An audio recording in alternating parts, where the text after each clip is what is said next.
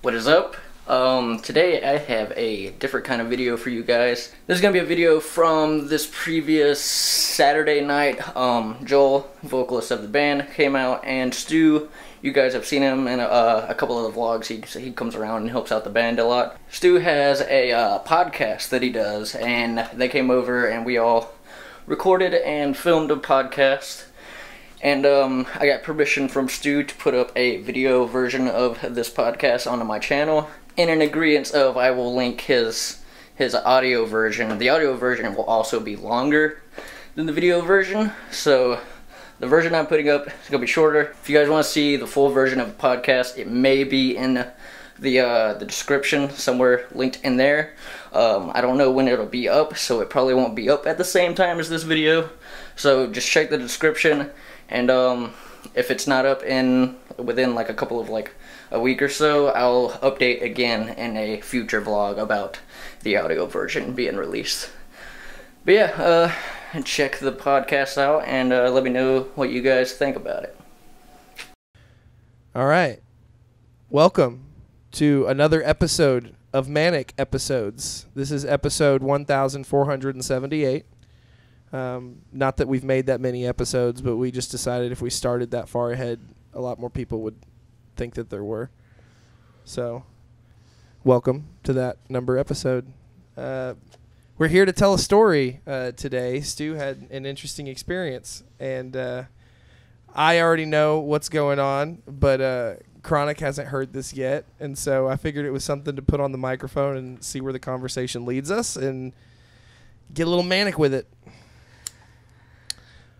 With me today, I have Carrie Cronic of the band Spacebar and Stu of the band Stu and me, your host, Joel, also of Spacebar. Joel Beanie Weenie. Yeah, Joel. No, that's not my name. It's not even close. You were always like, yeah. No, I was like, yeah, thanks for it. No, that's not cool at all. No. But yeah, all right, Stu, you can take it away. Okay, so Joel and I had a really big meeting Monday that went really well. More details on that to come. But when I got home, I was all wired from the meeting. You know, I couldn't sleep. Like, I was really just up. On my nightstand, I saw a bottle that said Robaxin. Robaxin, for those who don't know, is a muscle relaxer. And there were moms, so I walked out of the room and found Mom, because I don't know why these were in my room, but all these bottles were in my room. So I went and found Mom, who is really, really sick, and her oxygen is dropping really low and high temps, so she's completely out of it sometimes because, you know, of circumstances. And I asked her for 2 of these Robaxin that were in the bottle, and she said, yeah. Turns out not realizing that I was talking about the bottle, but we'll get to that later. So I took 2 and didn't really feel anything for a couple hours. Still couldn't sleep. It was about 2 o'clock in the morning at this point, and I had to go to sleep. And I took 2 more. And eventually I did fall asleep, probably about 4, I think. And I woke up with the worst neck pain I've ever had. And I thought I slept on it wrong. And I'm thinking, how did I sleep on it this wrong? That's what I thought when I first woke up. And then I get up out of bed and go and start making coffee and all that stuff. The usual. And I noticed I had a splitting headache. And I don't get headaches. I had the worst headache I'd ever had, and it confused me. And it got a little bit better when I drank some coffee, and, you know, I tried to get myself, going and motivated until I had to be at work, and then I got to work, at which point the headache was worse, and I started having chest pains, really, really bad chest pains, which I have occasionally, but this was like really bad, and I was trying to play it off like it was just my normal chest pains and stuff, but it kept getting worse. And slowly the headache went away, the neck pains got worse, and the chest pain actually, it felt like the pain moved from my chest to my spine, and my spine felt like it was on fire, and I could, it really, really pained me to like move, and everybody noticed a difference, and I had a coworker who is a good friend. She just on a whim was just like, hey, I don't know if you'll go for this, but I have some Pamprin if you want to try that. And I was hurting so bad that anybody could have offered, I would have been like, yes, please stop whatever is going on, because it's the worst thing ever. And after about 30 minutes of taking it, it helped. It did. I was still in discomfort, but it was bearable. And I was somewhat normal. And I finished up my shift at work and went home and was still kind of, I told everybody what happened and how I didn't know what caused it. And I was still in a little bit of pain, so I asked for 2 more muscle relaxers. And when I went and got the bottle that I was talking about, Mom goes, wait, you took what was in that? And I was like, yeah, that's what the bottle said. And turns out it was a bunch of heart medication. So I took 4 of these heart medications that you're supposed to take 1 a day. And that explains why I felt so bad Tuesday. And I found out after over 24 hours after all this happened. And it freaked me out because I could have almost died and I didn't even know it until I found out that, like, hey, you almost died. And it's so fucked up to me because I should have and I didn't. And now everything is different to me. Everything feels like more now. I feel like there's a reason that I should be here, because if I survive that, if I didn't die, then that means that there's got to be a reason for me to be here, and it really like refueled what being alive means to me, because there was a point that I reached where it didn't really mean anything, and like a lot of like suicidal thoughts and stuff, and now this happens, and to like experience what I thought I wanted at a point and realizing that it's not what I want is it's an incredible experience. It's really freaky, but it's nice, and I'm glad that I get to feel that, because I actually survived something that's insane, and there's got to be a reason for that. And now I want to do my best to make people happy and entertained, and just make the most of whatever opportunity that I've been given now. Hell yeah. That is, like, pretty scary. I know, right? Yeah. That's fucking terrifying. When he told me that, like, he said, he's like, I didn't want to tell you because I didn't want you to freak out. I was like, it doesn't matter when you would have told me, I would have freaked out. But, like, had I not known, had I would have even found out after the fact, that was terrifying. That was absolutely terrifying to think about losing my fucking best friend. And, like, it just, him not wake up the next morning. I think about that. I've lost close friends, and I worry about that with many people. All it takes is the wrong thing. Like, it reminded me of a story when I was a kid. I was like 4 years old. My sister was 7, and she was watching me at my grandparents' house. And my grandma had a bunch of heart medication laid out on the table, and I went and grabbed them up thinking, piece of candy. Grabbed them, ate them all. My grandpa came up and saw that they were gone, freaked out, and yelled at my sister. She's 7. She didn't know what she was doing. She's just watching me. My daughter's 8, watching my kids sometimes. And they took me to the hospital, pumped my stomach. It's scary. You didn't even know. Like, I can't believe. Like, your body had to have processed it in a certain way, and I guess it either was supposed to slow your heartbeat. Or like I don't know which direction the heart medication is supposed to work, and maybe that's some research we could have put into before we started recording. But I would like to know exactly what it did to you, and and why it didn't kill you, because it very well. You didn't throw up. You didn't. Did you have a massive bowel movement that day, or have some way to expel it out of your body? No. Did you sweat a lot in your sleep? I don't think. So, I mean, I remember just waking up with a really bad cramp in my neck, and that's it. Did you sleep? How many hours did you sleep? Probably about 8 or 9. I'd say.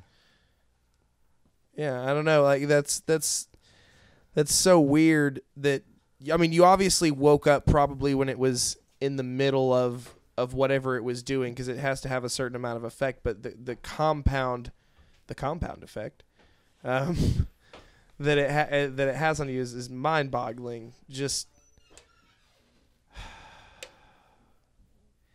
and that's one of those things, is like, you never know. Sometimes you never know just how close to death you are. Few times do you find out after the fact that you were really close to death. Like one of the very first shows I ever did as a stagehand, setting up for the Grand Opera House in Macon, I was working the sound crew, and they had us running feeder cable, which is big multi-rung snakes of different colored cable that hook power up together, and basically you hook it up to the city power, and this big wall, or this big power station, I guess I would call it. But I was going, and we were breaking down the show at the end. I think it was like Beauty and the Beast or something that I was working. But after the show was over, the sound guy, the tour guy, told me, "Hey, start unplugging this cable here. This is dead cable." And I didn't know how feeder cable worked. I didn't know how much energy goes through feeder cable. Cronic, are you familiar with feeder cable?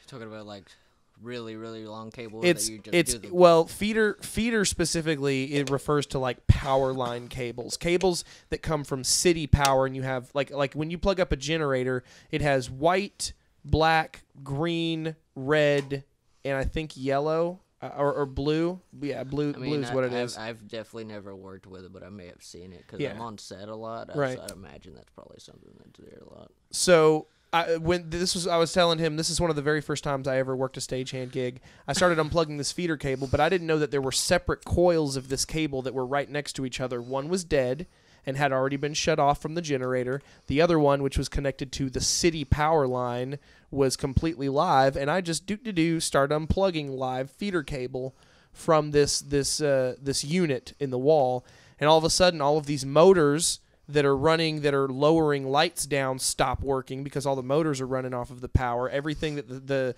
everybody's lights go off to the building and everything, and everybody starts getting on the radios freaking out about losing power, and nobody's got power right now. And I'm just sitting there in a pile of this cable, unplugging it from the wall, and a guy comes up to me and is like, "What the fuck are you doing? Like, you're unplugging all of our live power." I'm like, "Oh, the sound guy told me to do that." He goes, "Do you have any idea how close you are to dying right now? You want to get up and come out of there." And like, I had no idea because I didn't feel electrocuted. I didn't feel tingled at all. I mean, I had a panic attack after he told me how close I had come to dying. But sometimes you just don't know until after the fact that it was a really close call. I mean, people have close calls in current time, like, a car accident or something, or you run off the road, you're seeing it happen, you experience it in that kind of way. But to be so close with it and find out only after you didn't die, is like finding out someone was hired to kill you, and they came to your house and they stalked you and they walked up to your room and were in your bed and ripped the covers off and had the knife to you, but didn't kill you.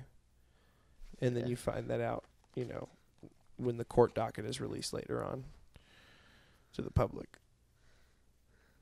But yeah. Yeah. I don't know. My closest brush would be a car accident that I was in. And it was I don't know. The accident wasn't as bad as, like, I don't know. I didn't think anyone was going to die in it. But, like, it was a 3-car wreck. And, like, the dude that was behind us, like, slammed into a light pole and, like, broke his spine. And he apparently died in the hospital a couple of days later. But I, like, figured that out, like, a week or so after that when, like, the cops came here. And, oh, wow. like, they would, like, had to, like, do an interview, like, a recorded interview. So... Huh. Yeah, good Lord. Yeah. It was like a hit and run, too. Oh. The chick, like, ran me and my buddy off the road and the other dude in the car that died off the road trying to go around an 18-wheeler. Didn't realize there was, like, a whole line of cars on the other side of it. So we all just went running off the road. She hit the back end of my buddy Gray's car. And then dude behind us went running off the road. And, yeah, we all jumped out. Like, she was gone by the time anyone got out of their cars. Like, she was already, like, pulled over into a ditch, and, like, she was nowhere to be found. Like, straight, like, hit and run, gone out of there. Did you feel any type of difference in, like, appreciation of your situation after that kind of thing happens? Yeah, definitely, like, think about it in that kind of a way. Did it especially when you, like, learn, like, when I learned that dude died, I was like, whoa, he was fine. He was, like, talking. Right. Like, he was just chilling and talking with us. Like, I mean, he was still, like, he couldn't get out of his car, but he seemed fine. Wow. Yeah. Stu, like, anything else you wanted to add about your experience? Because I have a bit of a topic that I want to segue into that I think fits in. It's that Wikipedia link that I sent you about this death theory that I have. But if you want to say anything else, how this experience obviously has been very surreal for you. Have you felt, I guess, would you say like a dead man walking? Or no. a live man walking? It feels like rebirth. In a sense, that's a good word for it. Good song name. It very much makes me feel like, makes me realize that I was alive, and maybe it took something like that to like awaken that in me. It's like, maybe sometimes that's what it takes to make a person realize that they're alive, because I felt so much more alive and appreciative of that after this. It's like, I didn't realize what a gift it is to be alive until that. And then I thought about it and I was like, oh shit, I should have died, but I didn't. So it's a gift. It's literally a gift. Let me throw you a curveball here and say, would you feel differently if it was intentional instead of accidental? And it didn't work. Like if you had taken a handful of pills. Well, you hear a lot of stories saying that happens. People will try and then they like immediately regret. They regret it after they try, or regret it for it failing. Like you're just even more resentful. Or they regret both. I've heard both ways before. Right. How do you think you would have felt, Stu? If it had been like a genuine attempt? An attempt, I guess it would have felt the opposite. Like it didn't work. But you wouldn't have been feeling like you've been given a new lease on life if you had meant for it to work and it didn't work versus you not even knowing it and it not working. Well, if I was in that place where I was trying to do that, It's obviously probably pretty dark and broken to where you feel like kind of bummed that it didn't work. Right. But I think that maybe you would have felt the same way. I don't know. Something tells me that you like, if it didn't, then you would have to agree that your will was not, like, obviously you don't have control over what would have happened. If it didn't work for you and you had tried to do it, then you may have come to the same conclusion. You know, because you do things, anybody does things that kill themselves on a small level every day anyways. I mean, we're all doing it right now. So that whole mindset of having a new lease on life and treating your life as if it is a new, you know, a thing that you didn't appreciate, and so now you have a new appreciation for it. I think that it's beautiful that you experienced it in an unintentional way, given your history with feeling like doing it on purpose, you know, because you didn't even know that you did it on purpose, but you kind of, I mean, if anybody was going to do it, that's the way to do it. You know, you could have taken a few more because you took 2 more and it didn't work, or you took 2 and it didn't work, so you took 2 more. Then you're about to take another 2. Luckily, your mom came in. Had you not given the bottle, had you just been like, you know, hey, you know, I'll just go ahead and take it, even though you took it earlier in the day, that could have been it. Well, no, the next 2 were the next night. Oh, it was like a full 24 hours later? Yeah, I only took 4 the first night, and then when I was still hurting, that's when I asked her for 2 more. Right. About 24 hours after the fact. Man. I'm sure you're 10 times more cautious when it comes to taking pills now. Yeah. Yeah. This is Google shit every time. It's like, are you sure this is Tylenol? Dude, you just ate the most acid I've ever seen anyone eat, man. That would suck. That's a classic scene. It is. It absolutely is. I was thinking that on the way over here. It's just like you taking.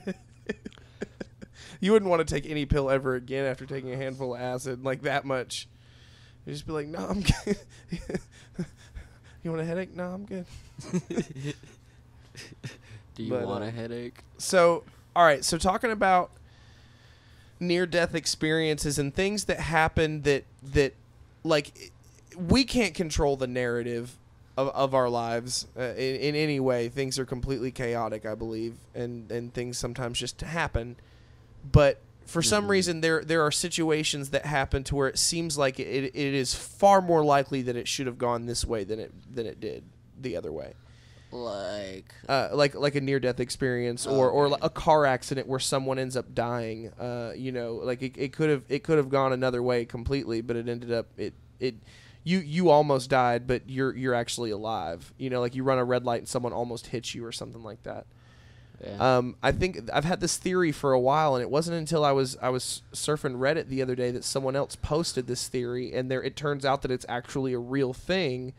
So I've always felt like, what if there are these times in life where there's a moment, just a singular moment, where a decision is made or something could happen that goes a certain way or someone dies, and to everybody else around us, that person has died, but there is a version of that reality where the situation went a completely different way and they lived. And what if our consciousness, what if what we see and look through is always jumping to the reality where we are alive? Yeah, I mean, that's like an interesting theory, but there's always an end to anything, so it would end at some point. But what if, that's what I'm saying, we experience it, we only experience anything through our perspective. Yeah. First off, the theory is called quantum immortality or quantum suicide. That is the actual official name for this. Quantum suicide and immortality. Yeah, basically just the idea of, conscious energy just being, like if you die in a situation, you obviously can't experience anything that happened after that death. So the natural being of existence throws you into the next thing, the next parallel of you not dying. Exactly. Kind of thing. Yes, exactly. So, like, if you imagine what a honeycomb looks like, that's kind of what it would be, is because you would have your singular line of reality that's happening, and then it splits, and then those split, and then those split. And it's always happening to where us looking through our eyes right now, what if we never truly have an end to us, but are constantly still going, and that's why we only experience everyone else's deaths? What if we go through our lives only experiencing everyone else dying, and the times that we die only happen in those realities, and it splits off to where we continuously go? All right, I have like kind of a similar theory thing that I've had like running through my head for like years, and it's based on an Alan Watts quote. Okay. And that's basically, he's basically the "we are all one" kind of thing, and he explains it in a way of like how birth is your rebirth after last life, and like because we are all like one in a like a living kind of situation, you can only experience like the universe can only experience that one at a time. So in a way of I've seen that. I've seen a comic based on that. Yeah, that kind of thing.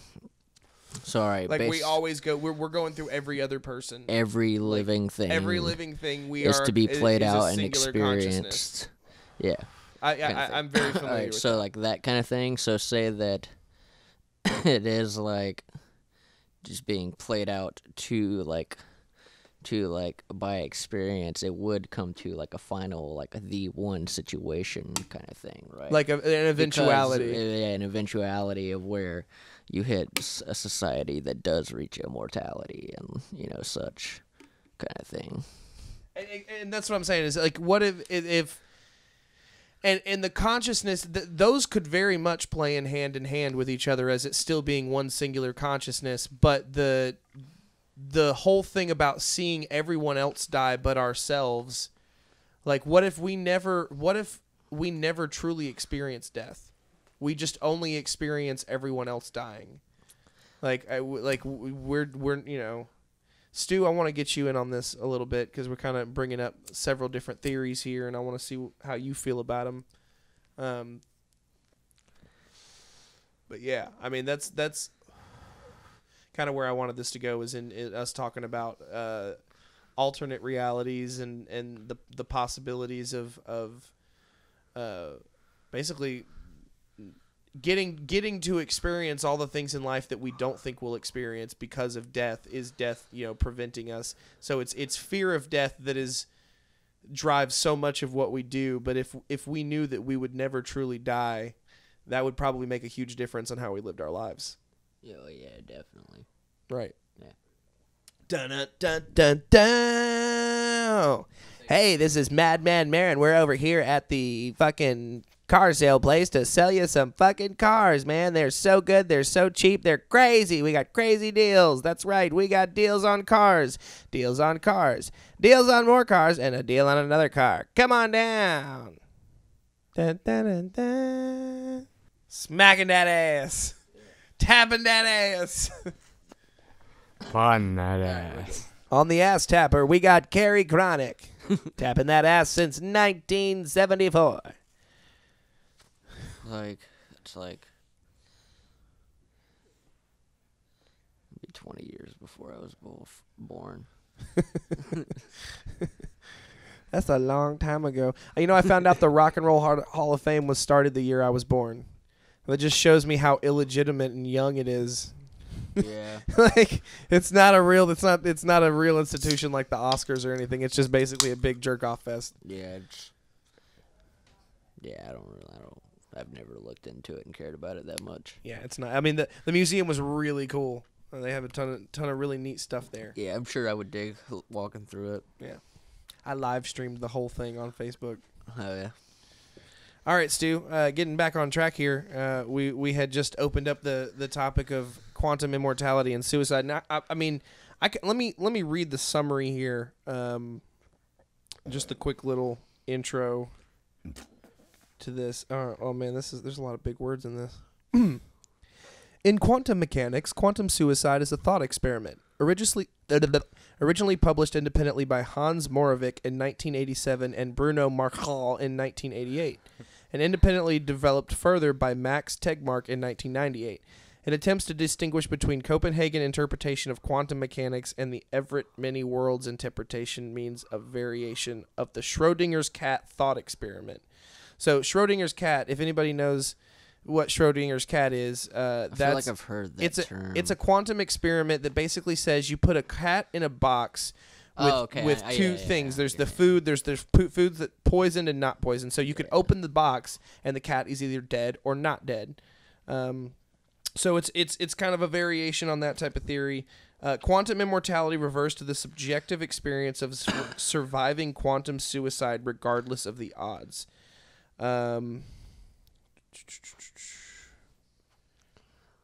Okay. So Everett firmly believed that his many worlds theory guaranteed him immortality. His consciousness, he argued, is bound at each branching to follow whatever path does not lead to death. Tegmark explains, however, that life and death situations do not normally hinge upon a sequence of binary quantum events like those in the thought experiment. So, like the variable in this is the way in which you could die. There's no way to be able to predict that, to say whether that is an actual thing. So it only exists in the thought experiment. Of course, there's no way to ever prove this. Within that theory base, but if you go into the actual like parallel universe theory of it, then it would be complete opposite. That every way you died has happened. Every option of how you could die has happened. Right. Yeah.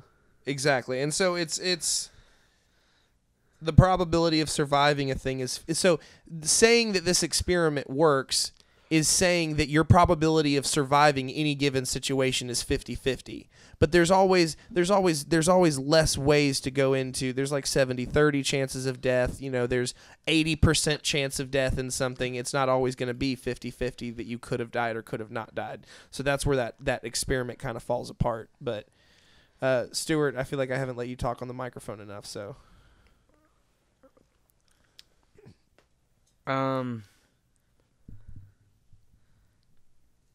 to be honest, I think the time we spend here, the time we spend on this earth, it happens really fast.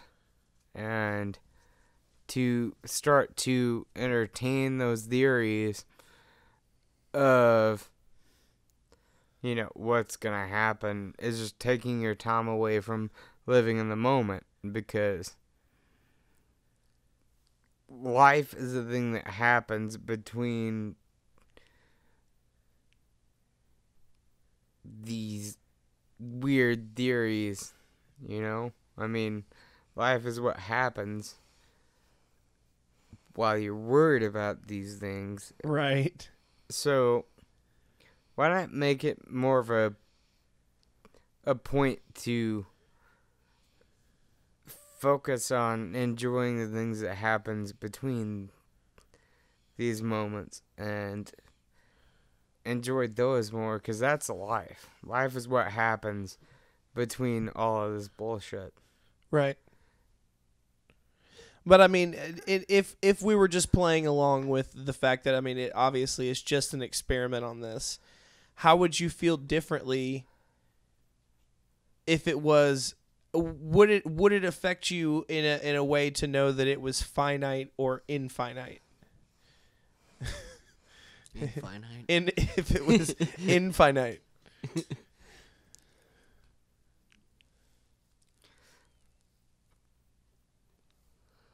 Well, I think finite would make me more aware of the things that I want to do and am to do. I think finite would be more impactful for me, because infinite, it's like, oh well, if this is gonna go on forever, it doesn't really matter. Right. You know, I want to live with the view that each experience that I have is a treat to me, and I don't know if I'm going to be able to experience this again. I'd rather live like that.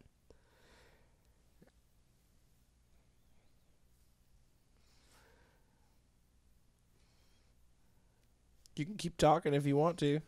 I'll send it over to Cronic. Like, well, because I don't want to hog the mic, but yeah, no, I mean, we're kind of alternating. We both. I'm keeping track of who's saying how many words. At this point, I mean, really, You said the most words. You keep doing it. No, I'm just kidding. I'd rather just, spend as much time like trying to be happy as opposed to putting time into a lot of stuff that doesn't. Right. And even like when I know that I'm being like fooled around with like the prospect of happiness, if I know that the work it's gonna take to get to that level of happiness, it's gonna probably ruin me and enjoying happiness anymore. I'm not gonna take that route. Right. Yeah. Well, that's giving you some perspective, definitely. Yeah. It's a good thing. You start to realize what things you need to give a shit about and what things you really shouldn't give a shit about. Absolutely. Yeah. I feel that. And passion is the biggest thing that we need to focus on, because that's something that's our true essence, our true breadwinner for ourselves anyway, is you have to realize what you're passionate about and then go for it. Because if you deny that, if you spend your life like working for people who don't understand it or don't get it, it's not gonna make a difference. You have to look after your passions, because your passions are what's gonna be the most rewarding to you later on in life. Right. Yeah. Yeah. Yeah, that's pretty much been my focus for a long time. That's why I don't do normal jobs, 'cause fuck that shit. I don't know. I feel like with normal standard 9 to 5 type jobs that I've had, it helped in being able to finance things that I need to move forward in passions. But all suppresses around, your individuality. But all of that was anything it could have helped me gain materialistically was being pretty useless, because I didn't feel like using any of that shit when I was off work. I wanted to sleep, and I was Became all consuming. when it's that kind of a thing, I'm not motivated to work on the passion. Right. So I need to do a thing like what I'm doing right now in order to maintain everything that matters to me in life. That's how I feel about my job too. Yeah. That's exactly how I feel about working where I work. I'm lucky enough to get enough hours to make decent money for now. Yeah. But people like us have to set up several income streams to be able to maintain. I've got the voiceover, I've got the karaoke business, I've got this. So if I don't have hours, I at least have ways to try to make money. But I find myself being able to juggle things more when I have a job that is some form of my passion or fits in with that. It allows my brain to work when I'm off. I'm not having to switch completely from, worker mode to myself. Yeah, pretty much. Yeah, I agree. I get to be myself when I'm doing my job. I get to say what I want to say, and not worry about who I'm saying it to. I mean, kinda. I mean, there's rules and regulations to jobs, but it's a job that allows you to be yourself. It is. It is for sure. And I find that the job that I have is it's a good character building job. You know, it's rewarding work. You know, it's definitely less than ordinary. You know, so I like that. I enjoy that. You know, I try to bring my friends into that. Stu has been doing some stagehand work once, and he's gonna come to me. He's coming with me to Alabama in a few weeks to do some lights at a church. So I might be potentially down to help with some of that stuff. It absolutely just depends on schedules for me. I mean, I'm like if I can know advanced kind of thing. That's the problem. Most of the time, it's like last minute. Hey, I need a guy. You know. Yeah. I need you to give me 5 guys That's generally how this kind of work happens. But if I was a labor logistics guy, I would do it so much better. I could potentially still swing something like that. It just depends on if I have anything else lined up at the time or not. Right. I don't always have something lined up, but that normally doesn't last long. I don't know. They keep me busy. But back to what we were talking about with passion, because I think that was a really good thread we were following. Yeah. I mean, it's so difficult to be able to maintain that on a regular basis when you have so many things to juggle. Like even if they are parts of your life, like I find, like right now off the top of my head, I've got working on lyrics and guitar parts for Spacebar, practicing just to be able to practice, you know, playing music in general, submitting voiceover work, which has all kinds of anxiety on top of it. But that's still a passion I have, but it's something that, you know, I find myself going to the easiest things, like working on the festival. You know, when we have things to do, that doesn't make me any money. It doesn't work towards my goals with the band necessarily, but it's an easy thing for me to go to and be like, oh, I have a day off from work. Let me just work on this here. And it's being able to balance your passions to where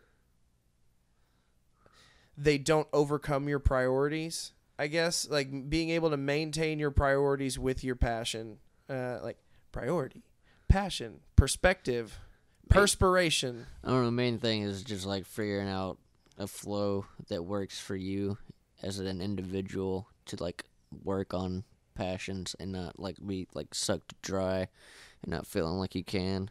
Right. Kind of a thing, you know. Yeah, because it comes through in what you do if you rush it too. Yeah, that too. Yeah. I don't know, and just the learning stages too. I would say a good chunk of a good chunk of the songs that I threw in for EP suggestions were really my first group of songs where I was just getting comfortable with my composition work and stuff, you know. So there's a learning process to things too, and I don't know. It's crazy how just doing something enough the small little details you pick up on like how something getting good at recording or playing an instrument or anything, you get good at anything, it takes so long to do, but you're picking up tiny details along the whole way. Oh yeah, learning, you know, it's just such a crazy process. I feel so much more comfortable sitting in front of a recording window on a computer and just firing off and making sure everything's set, hooking things up now, setting up for this podcast. I do this on a stage. I'll set up mixers and things, but once I've been doing it, I've done it so many times now that it feels like I feel naturally professional doing it. I feel like I've faked it until I made it. Yeah, you know? That's kind of how it works. Right. Yeah. I don't know. I feel like I'm You barely lit that cigarette, Stu. It's you got a corner of it. Stu's rowing a boat over here. Gently down the stream. Good. Yeah. Hey, Sanka, you dead? Yeah, man. I was going to say something. I don't remember. Oh, I'm sorry. Yeah. Yeah. Passions. Yeah. Yeah. And also, a lot of times, there's been moments where I have complete insane amount of free time to work on my passions, but the inspiration isn't there. Interesting. You know, like that kind of thing happens. Like I'll try to like write a track or something and like make it like partial way through. Like, yeah, I don't like this, and then start on another one and be like, yeah, I don't like this, and then just be like, fuck it. You find excuses to go right do other things or just be lazy when you have the opportunity to do it. Like I'm doing it, but like anything that's coming out, I don't like at the time, kind of thing. Right. But sometimes I hop on it and I hit a mode and I just like. It comes in like phases for me, specifically with like writing music. Like, it'll be like I'll go months without writing one song, but then I just hit like like a moment where I just write like 20 songs in like like a week or something like that. Like, you just like or like within like 2 weeks. I don't know. It's been like a weird thing to like subconsciously observe about myself. I can't really naturally write at any time. But you think it's like just your body syncing up with like the phases of the moon or something, and you don't understand. And I don't know. I don't think it's anything like that. I think it's about where my mindset is and like where just my natural like mind. Mental but do you see it happening? Because I notice being more creative and productive and forward thinking during certain times of the year. Like, oh yeah, I do too. Like definitely summertime. Like naturally, summertime, I just naturally work way harder on anything. Right, exactly. So like, I feel that happens. There are things that are unseen with when it comes to frequencies. I've noticed things like that, like where like different times of the year, my drive is different, right, and what my focus on where my drive is different. Like I've had nights before where I feel like I've taken some sort of an Adderall or a hyper focus medication, something that keeps me up at night. And I haven't taken anything or done anything at all, but I'll feel like an extra boost of creativity or like a muse to myself. Like I'm just like a mental stimulating exactly kind of thing happening and for whatever reason. Yeah, and there's no real way for me to do it, and there may have not been anything specific going on with me at the moment that caused that to come out, but I feel that maybe there are cycles sometimes, or maybe it's alignment of the stars or energies or frequencies or something that causes that to affect the spirit in such a way, that inspires people, or maybe what that description of is could be what the Greeks were talking about when it came to, having inspiration for things. It was just their way of explaining this naturally occurring phenomenon, almost like the aurora borealis that you can't see, and it just happens to be in energy and frequencies on you. And it's happening all around us, and that's why some people are more aggressive in some areas, and it's just because it's all congested together, and more creative places and more, like colleges and stuff have more an ability to produce that stuff because people are around each other in that way. It's just they're sharing their energies in that way, and I find that fascinating that you could.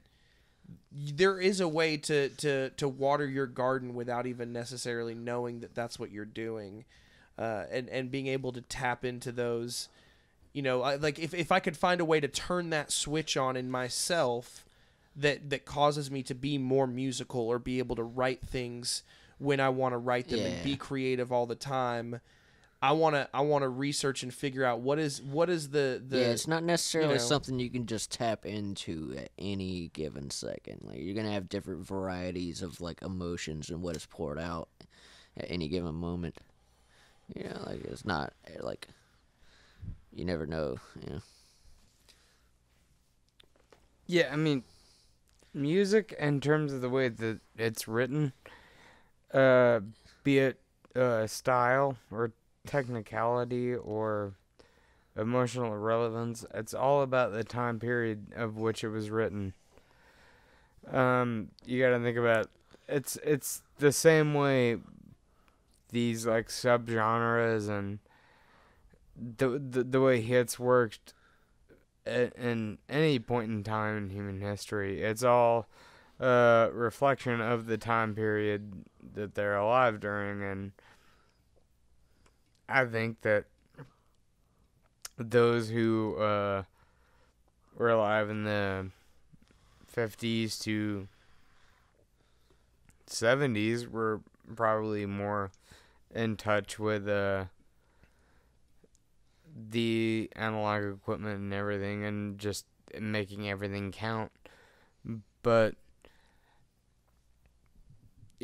that's what it all is. It's all capturing a moment in time, and it's not about how flashy or whatever it is, or even if it sucks. It's like, if you record a shitty song and you record it, it's still like capturing that moment in time, which is what music is all about, really. Yeah, and it's about portraying a like putting something out there that's like genuine and not like a forced kind of a thing, that's part of it too.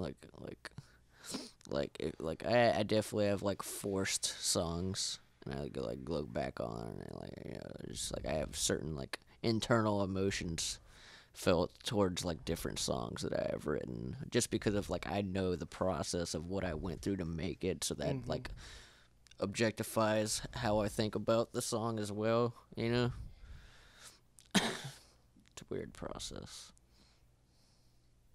I mean, that kind of goes into, like, I think about method actors when it comes to jumping into a role. They're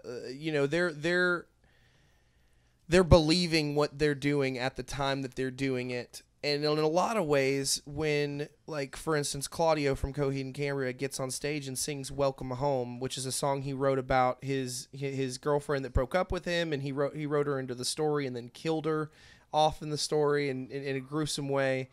Every time he sings that, he's almost like method acting in a way to reach back into that passion that he had when he wrote the song originally.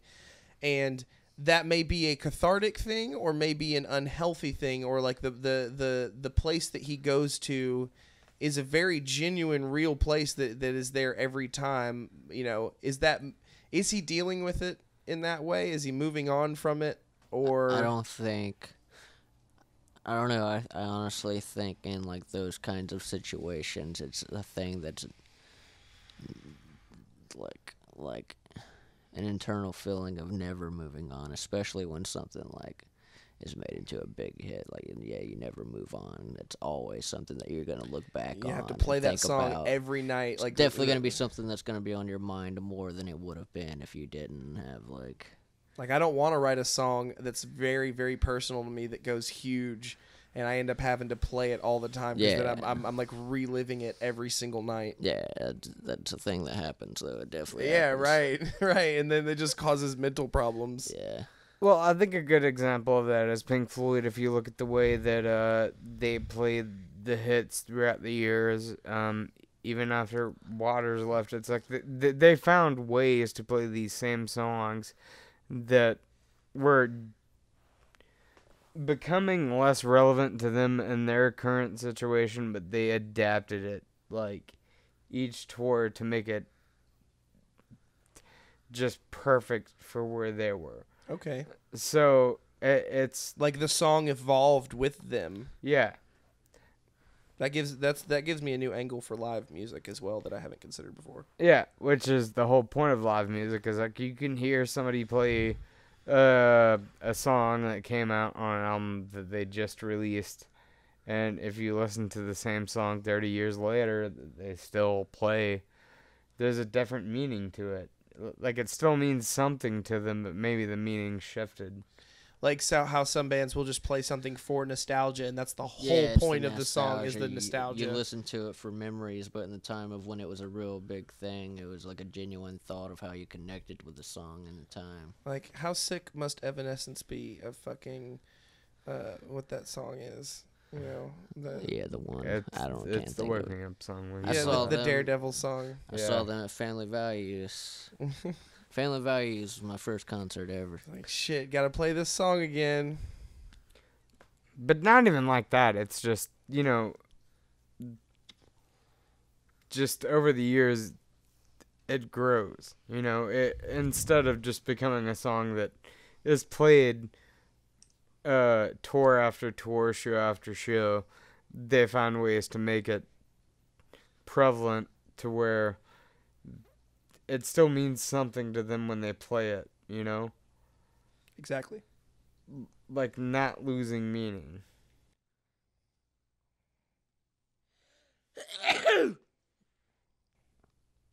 I gotta pee. I'll be back. Alright, P2. We'll be back.